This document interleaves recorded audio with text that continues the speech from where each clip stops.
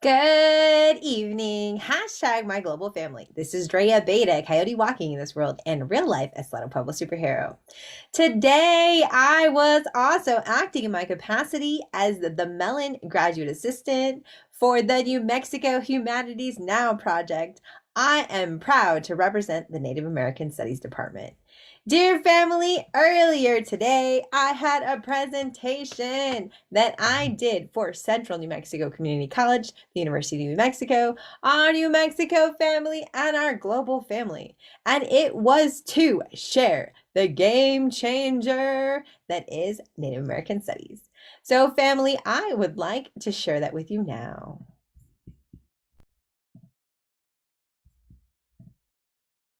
Hi, my name is Maria Aaron Jones. I'm the outreach manager here at CHES, and that's the School of Communication, Humanities, and Social Sciences. Just want to welcome you all today.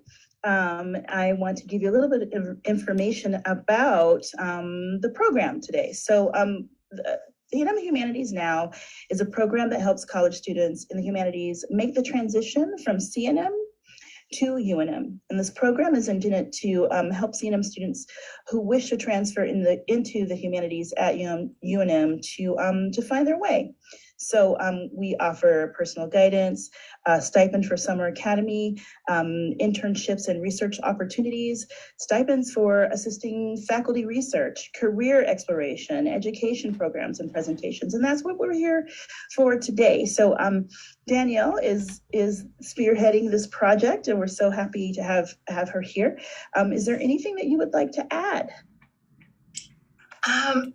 Thank you, Maria. No, I was just going to say if any of the students are interested in information about Summer Academy, please do give us your email address so that we can send that out. We have determined the courses for next summer, and we'll be sharing information about dates and application materials very soon.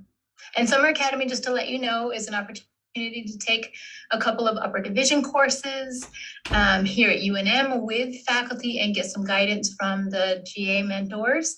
And get your kind of get your feet wet in terms of upper division classes. That means 300 level and above, and getting to know UNM. Thank Excellent. You. That's so great. Thank you so much, Danielle. So I would like to introduce Dre Abeita. And the program today is Native American Studies, a celebration of life and game changer. So we're so happy to have you here, and we're looking forward to this talk. So I'll pass it on to you. Thank you so much. I am so excited to be here, family. Let's go ahead and get this game ball rolling. Forgive this coyote. Technology is not always my best friend, but let's go ahead and get started. So welcome. Today, it is Native American Studies, a celebration of Indigenous life and game changer, presented by yours truly, Dre Abeita, Coyote Walking in this world, and real life Isleta Pueblo superhero. And as I said earlier, family, thank you so much for allowing us to record this so it can be posted to our YouTube channel. We are trying to record resources for all of our Mellon amazing fellows and students and just to the general public. So thank you again, family, and welcome to our CNM, UNM, New Mexico, and global family. And again, this is presented and funded by an Andrew Mellon Foundation grant in collaboration through both CNM and UNM. So thank you, New Mexico Humanities Now. I'd like to start off my presentations, family, as an academic, as a revolutionary, as a real-life Pueblo superhero, by grounding. So this is a poem that I got published with my first book chapter that came out this year from Dio Press. Who am I? I am Dre. I am the Isleta princess, the last unicorn. A general at war against poverty, coloniality, and dehumanization. My tongue, my wit, my life, a blade that cuts lies. I know monsters, but fear none, because I am Gammy's granddaughter. From moccasins, from Dr. Pepper and McCurricone, a child of sacrifice, empire, and violence. I am from the forgotten res, harsh, loving, and bittersweet. From Indian bread, straight from the Orono, sun rises over the Sandias. From beat-up pickup trucks, a Dartmouth degree, and scab knees. A native superhero, a modern-day trickster. I am Coyote's child, beware my teeth. One who travels upside, downside, sideways, backwards, and forward. walking in all worlds with hope, love, and joy. So who am I, family? Who is this coyote superhero that's talking to you today? Well, I am a two-spirited warrior from the Pueblo of Isleta, Laguna, and Acoma, and I also have a grandmother from the Philippines. What does two-spirited mean, family? It means that I have a female self and I have a male self. And today, when I walk in the world, I am my female self, but we as Indigenous people have always had two-spirited warriors who are spiritual leaders of our peoples.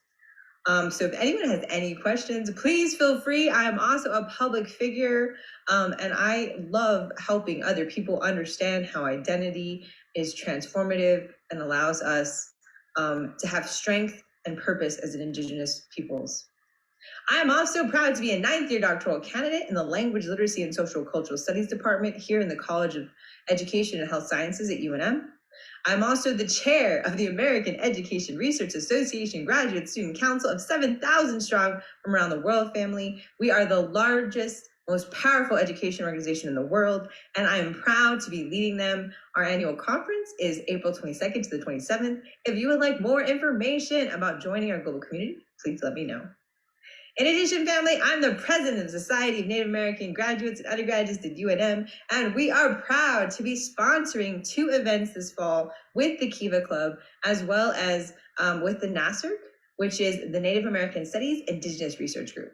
So please look out for amazing events that are happening in our communities, and let me know if you'd like to volunteer. In addition, as I said, family, I am the graduate assistant for the NM Humanities Now, specifically for the Department of Native American Studies. So that means I am literally a resource, family, for you to come and ask questions, to get guidance, and I will be talking more specifically about other opportunities we have in a later slide. As an academic, though, the fields of study that I specialize in are called critical race theory, which you've heard a lot of in the news, as well as literally becoming illegal in certain states, family. But if you have any questions about critical race theory, I've been a proud member of that organization association, the Critical Race Studies in Education Association since 2016. And for the last 2 years, I've been serving as a UGMA mentor for their program. In addition to that, I'm also a whiteness scholar, family, and specialize in the creation of white allies. And I am also an intersectional scholar, pulling from oh my gosh, Black Feminist Thought, family. Patricia O'Collins. Woo! I almost forgot that one. Ooh, that would not have been good. But I also specialize in intersectionality. So if you have any questions about those 3 specific fields, please, family, let me know, and I will love to share more resources with you. In addition, I've been doing research for the last 6 years at the APS Ethnic Studies research team. We've been providing trainings and support before and during COVID for our amazing APS teachers here in Albuquerque. I also did 4 years of research with a youth group called LOUD, Leaders Organizing to Unite and Decriminalize. We, it was 75% formerly incarcerated youth.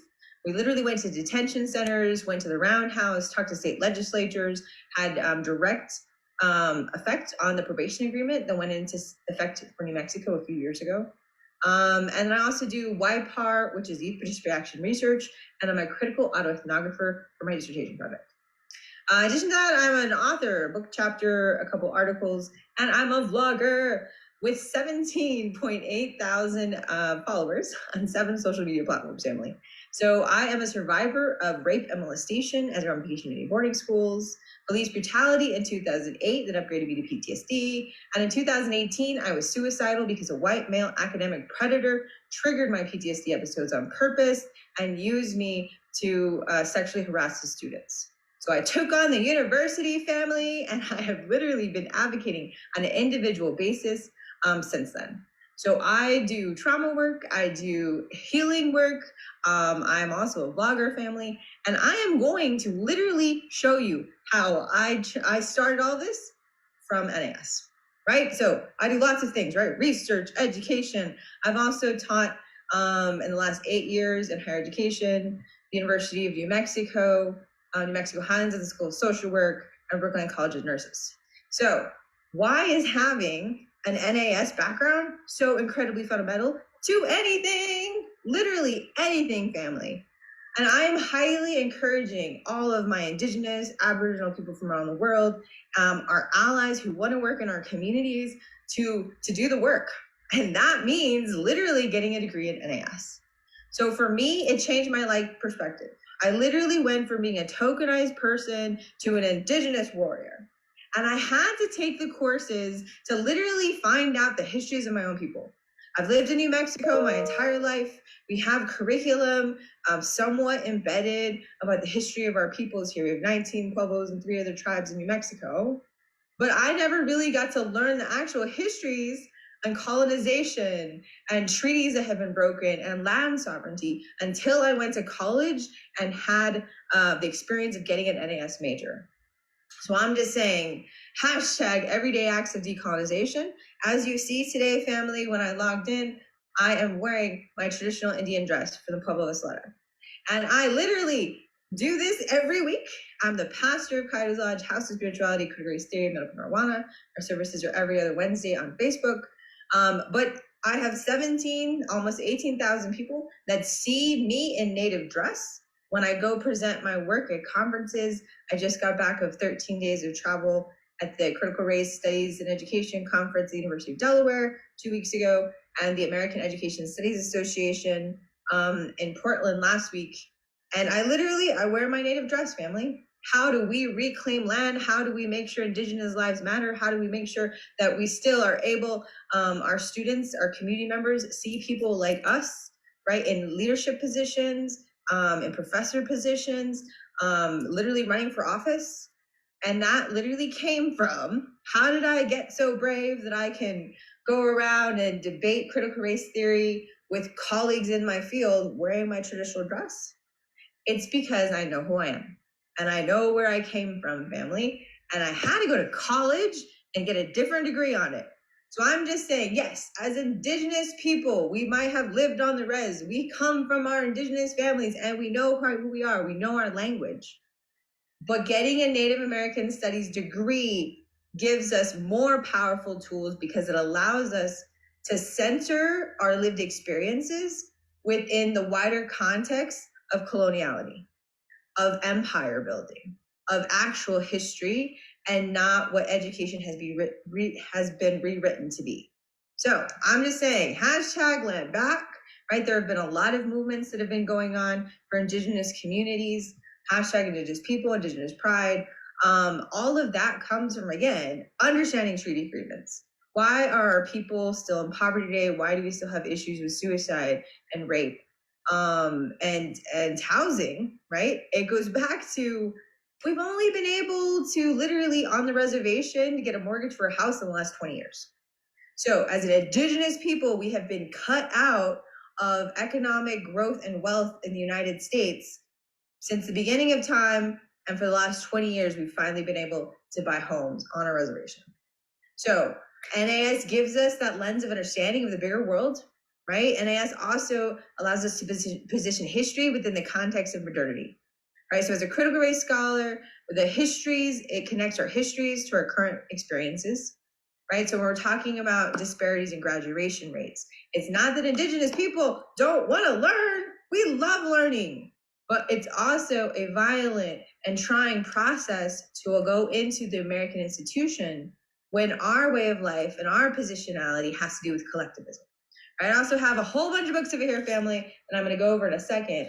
And these are books that come from NAS, that come from the fields of Native American studies, that someday I hope you will help write, that help us, again, create our own knowledge, right? Our own Indigenous epistemologies and ontologies.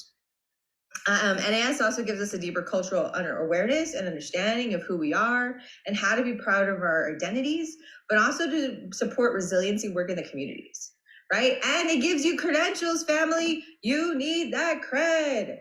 As a doctoral candidate, I understand that it's complex, but at the end of the day, you need those degrees when you're applying for those jobs, especially during COVID.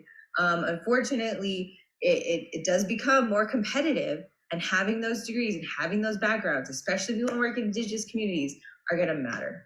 So a minor or a major in NAS is going to open many, many doors And again, family, I work with white communities, I work with Black communities, I work with my global family from around the world. But if you would like to work with our communities, having that background in NAS is going to be incredibly important. So allies, please learn about our histories. And again, family, don't forget that we're incredibly diverse, right? There's over 570 some federally recognized tribes, plus an additional 300 and some state recognized tribes.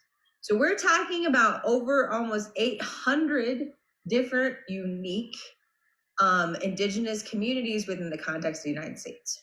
So if you're saying, well, I know all about my people, what about the other 700 and some tribes, right? And that again is why we want to have a degree in NAS, so that we have a deeper understanding within the context of US history of what has really happened to our communities and why we still have disparities in healthcare and education today in 2021. So real quick, family, let's take a look at NAS at UNM. So there's a curriculum philosophy. Currently, they offer a Master of Arts, a Bachelor of Arts, and an accelerated online Bachelor of Arts, family. And if you are always on the go, I would definitely suggest looking at the accelerated online Bachelor program to see if it's going to fit your needs. And we also have a minor program.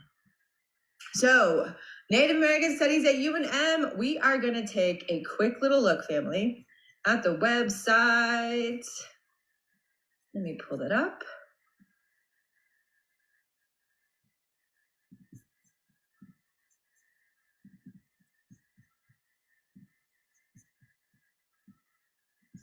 So here we are.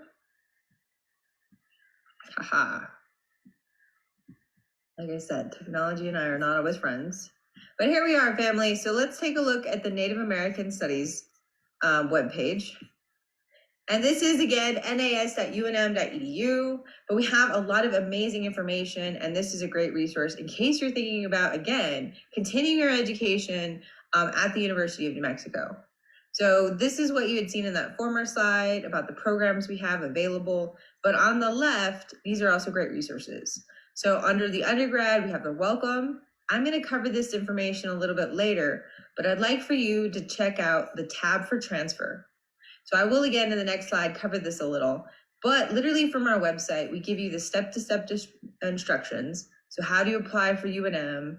Once you're admitted, what do you do? And also in preparation, talking about some of the courses that you can go ahead and transfer over.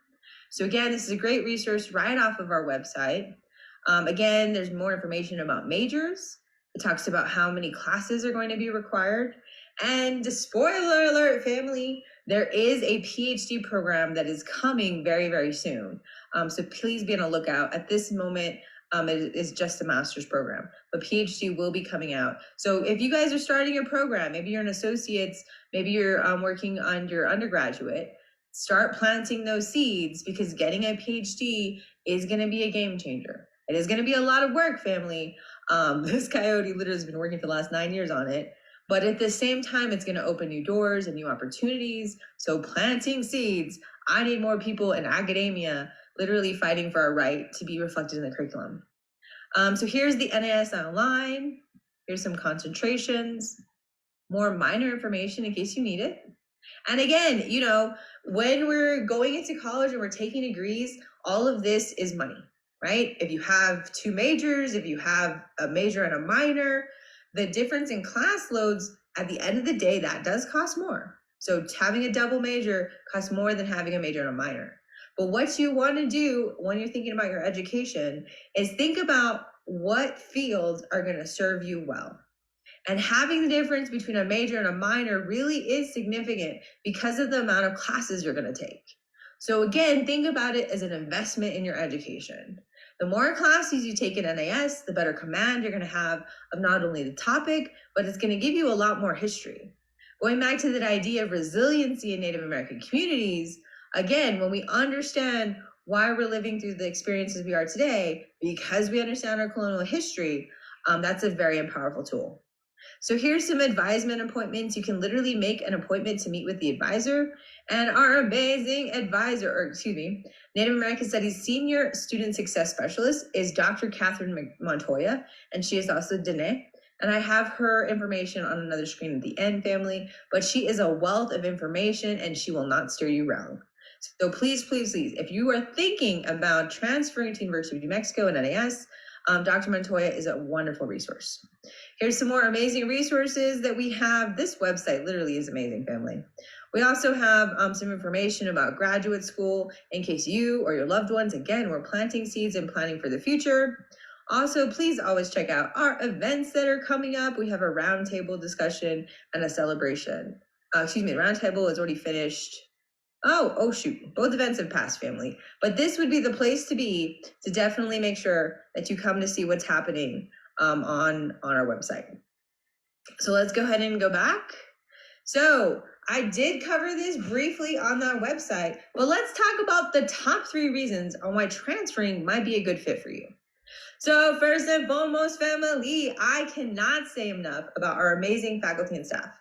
Dr. Tiffany Lee is my personal hero, first of all, but she is amazing. Her energy and her knowledge is a breath of fresh air for this coyote. I literally started working for NAS this year, and I have been so happy to help not only create student community, but also get information out to our students about research grants that we have available through this Mellon program. And I'm going to cover that a little bit later. But Dr. Tiffany Lee, we also have Dr. Winnie Gray Eyes, Dr. Lloyd Lee, Dr. Leona Tasana Ginny, and Dr. Melanie Yazzie. So again, family, you cannot go wrong because literally when you're looking at universities and schools, you also want to look at the professors who are there because they are going to be the ones who are going to advise you later. They're going to be the ones who are going to write you recommendations. And hopefully when you later get onto your programs and you have research projects, they're going to be the ones who are going to be to help you get those research opportunities. So again, family, applying for any program, please make sure you look at the faculty and staff of the department that you're going to be signing up with because you will be spending a considerable amount of time with them. The second reason, family, I'll be honest, being part of UNM, being a student at a flagship institution does mean that it comes with resources. The first thing I can think of at the top of my head is we get access to the entire Adobe suite. We also have access to the library systems, the Native American collection in particular, family, that is located on the first floor of Zimmerman Library. If you want any questions, you can email me and I can forward you those amazing ladies' information. But the library itself is a great resource. When you're looking and you're doing your research, the ability to use the Interloan Library to get a book basically from anywhere in the network is also incredibly important. So I'm just saying, family, we also have our Lobos and all of those other wonderful things that come with being part of UNM. So just think about that again, run your numbers, right? Find out what is the best fit for you. But again, looking at the differences in access and resources you have from any institution that you're thinking of attending is always a great idea. Let's go on, family. So let's talk about professional and career opportunities for NAS majors. You're asking yourself, what the heck am I going to do with an NAS degree? And I'm going to tell you, what can't you do? Especially, family, especially again, if you are an Indigenous person yourself. Because again, having the ability and the command of not only academic knowledge, but our history, understanding. I'm going to cheat now, family. I'm going to cheat and I'm going to go through some of these resources, right? So let's go through the professions real quick and then I'll go over the resources. But say you want to do community outreach, right? Say you want to work for First Nations. There are tribal entities, there are government entities, right? Say you want to be a teacher or an educator. I was in the K-12 classroom for 4 years before I started in higher education. We need people literally who are teaching K-12. We need people who are writing curriculums, developing curriculums. There's a lot of language acquisition programs that are happening in our communities, right? Because of colonization, because of boarding school eras, because they literally kidnapped generations of our children, we've had to dedicate resources and time and find the people in our communities who can help us with this cultural revitalization. So again, we always need people in education, social work. Now, family, I have been proud to teach thousands of social workers and nurses for the next one in Albuquerque, New Mexico, literally thousands of students. And I always brought elements of NAS to every single class. I always talked about race, I always talked about class, I always talked about intersectionality. And my students always reported back to me that that was fundamental knowledge that they needed to have. I'm always reminding them that they have an immense amount of power going into law enforcement as well. Before I went to Nurses at Brookline, I was teaching as part of their law enforcement program. And so when you go into the communities, we know that racism and class has an effect, especially when it talks to healthcare disparities. Who gets what medication or what level of care often can be racialized or classed. So talking about what was happening in Indigenous communities, talking about what actually were the ramifications of colonization from a social work standpoint, from a nursing standpoint, from a law enforcement standpoint, were eye-opening, especially when working in those communities. So understanding again how our past affects our future is always incredibly important, family. And the last one, this Coyote has an international consulting group. It has been a network of family members from around the world, an educational psychologist, Fulbright scholar, Leah Nashwan from Indonesia, Dr. Rijasu Adriamanyana, who's the former Minister of Education from Madagascar during COVID. I also have a sister from Rachel Thurlop, who just had her first children's book published, family, and it's now available in 17 different languages on Amazon.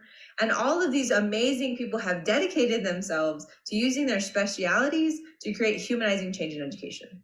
So I'm just saying, family, all of this, everything that I do now, vlogging, publishing, social network, training, presentations like this, started because of NAS. They all started because this Coyote learned what it really meant and why our peoples needed educated people to articulate and advocate for our communities, right? So let's talk about research opportunities. What do you want to research, family? Right? You're like, I'm going to get an NAS major, but really, I want to learn about water rights. I want to get an NAS major, but maybe I want to be a brain surgeon. You can do both, family. There is no limit when it comes to NAS, right? We need people in healthcare who, again, have a deep understanding of our culture, our language, and our communities. And again, that all comes from NAS. So you can do research in healthcare. One of our Mellow GAs right now, literally, it's like over here, family, is something very scientific, but she's talking about joints. It has to do with joints, and they're gathering data, and they're talking about disparities that have to do with Native American communities. But she's an NAS major, but it's a completely medical related, I'm sorry, family, I'm a sociologist. So it's like alien language to me. But she's doing completely medical healthcare related research, but she's still an NAS major. So I'm just saying, family, we literally can do anything. One of my other colleagues that I mentor from around the world at a different university, she does environmental science, but she ties it back again to her Indigenous identity through NAS. There are water rights, there are land sovereignty rights, there are educational rights. Again, family, like I was talking about earlier, in certain states, to learn ethnic studies, to learn about your own people or language or cultures is illegal. So we do need people who are literally still getting degrees to prove that our own ways of knowing are important. I also wanted to really quickly go over some scholarship grants and funding opportunities. So let's take a look at these real quick, family.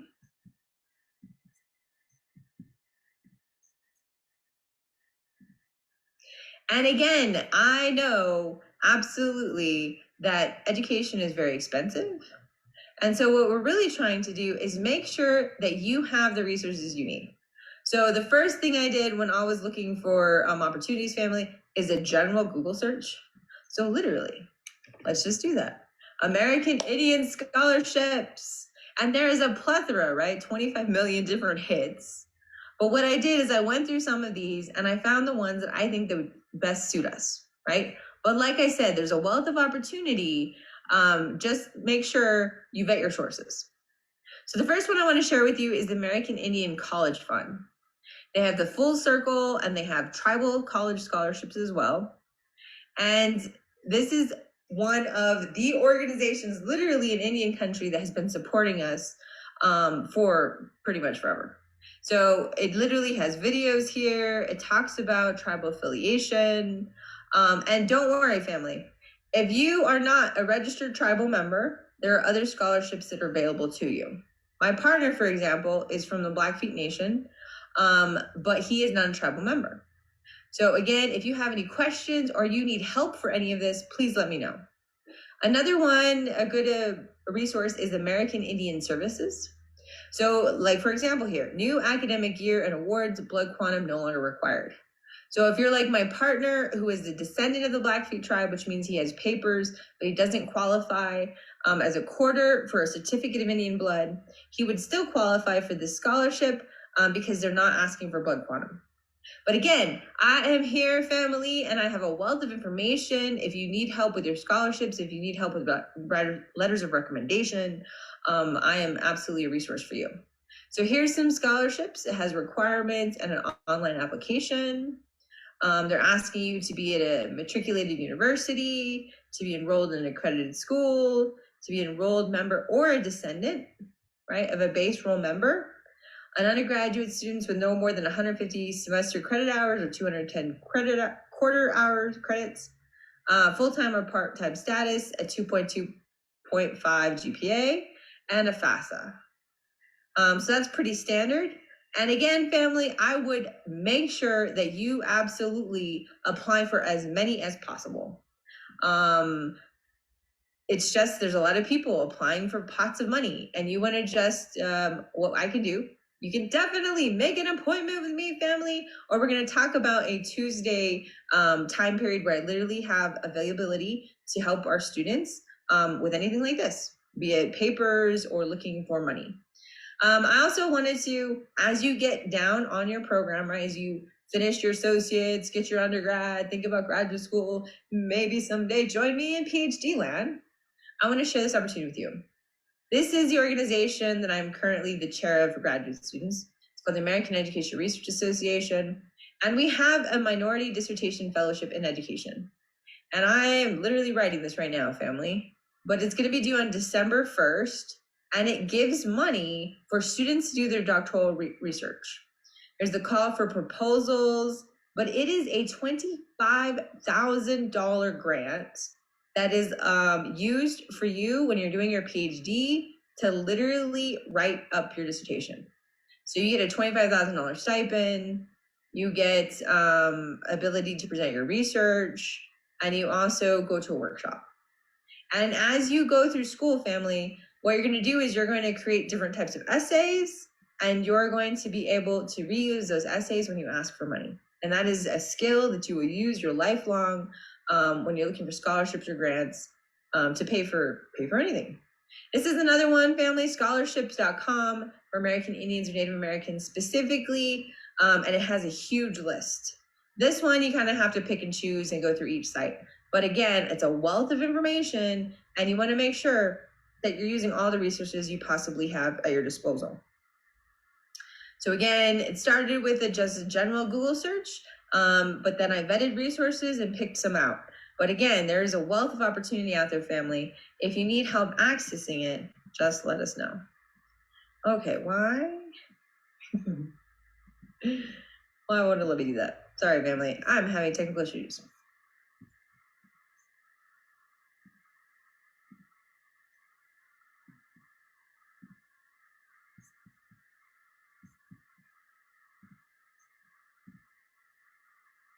Doing good? Do you need anything from us?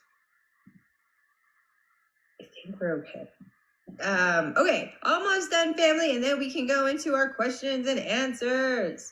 So after you have found some scholarships that would help you make sure that you support your educational journey, in addition to that, once you're actually in classes, family, as you are now, or once you're doing your research, we also have additional support that's available to you through New Mexico Humanities Now. So the first thing, I literally have an intertribal every Tuesday, family, from 4 to 6 p.m. Please come and join me. I have some diehards who've been coming every week. But first, at the beginning of the semester, we went through the entire research process. We started with research questions, conceptual frameworks, methodology, and then now, since finals are upon us, we've just turned it into an open tutoring session. So if you need help for any of your classes, sans science family, I don't think I can help you with that one. But if you need help with editing your papers, if you need help figuring out the research project for one of your classes, please visit us. Again, 4 to 6 p.m. on literally on a Zoom call. In addition to that, we also have a research grant opportunity. There are currently 2 available. If you are a CNM student who has transferred to UNM and you are particularly in NAS for this particular one I'm offering, but my peers who are in the humanities department do have their own research grants available. So again, if you are a student who has come from CNM and transferred to UNM in the humanities and you're currently doing a research project that's related to your major, please let us know, because we do have those research grants opportunities available, and we would love to fund your project. We'd love to learn more about your research, first of all, and we'd love to support you by funding that project. So again, you have to have a supervised research project that has gone on throughout the semester, but email us and let us know if you have more questions about that opportunity. Again, family, I am one of a team of amazing GAs who are helping support New Mexico Humanities Now. So in addition to my event, tutoring every week, and we have other events going on throughout the semester, my colleagues and peers also have events going on and their own ways of supporting. So please reach out to us as a community, as a resource, and we'll make sure that we can help in any way we can. There are more some monthly events. And this is my contact information, family. Please email me, abeita03@unm.edu. That is my social media contact. And then Dr. Catherine Montoya is the senior academic, I forgot her title now. I don't want to mess it up. But Dr. Montoya is a wealth of information. She is going to absolutely help you to make sure that you get anything you need about the transfer process. But I personally, family, like I said, I'm available Tuesday, 4 to 6 every week, and I can help you answer any questions. In addition to that, my other capacities, if you would like to get more involved with your Indigenous community here at UNM or at CNM, because of the different roles that I have, please look me up. If you're doing something in your communities that you would like us to partner with, that is also an amazing opportunity. But thank you so much for your time, family. I appreciate you. Does anyone have any questions for me about how NAS might be a right fit for them?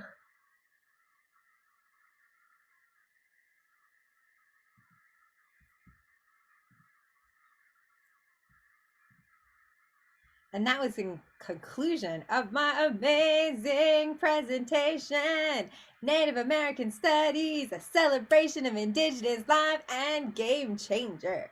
And you know me, I'm your favorite coyote. I also, in retrospect, this afternoon, family, when I did my earlier presentation, I wanted to share some amazing resources that come out of NAS, right? I did not have that opportunity to do it during my presentation, but I do now with you. I wanted to share this book with you. So it is To Remain an Indian, Lessons of Democracy from a Century of Native American Education. It is by Loma Waima and McCarty. So again, this one, look at that, family. You can see how well loved it is for me. But this is a foundational text for me during my NAS program. The next one that I love and literally use all the time is Native American Testimony. And it is an edited copy, family. And it is filled with testimonies of our ancestors talking about their lived experiences and stories, Indigenous stories, Indigenous voices. The next one, family, is Redskins, White Masks. And this one is Rejecting the Colonial Politics of Recognition by Glenn Sean Coulthard.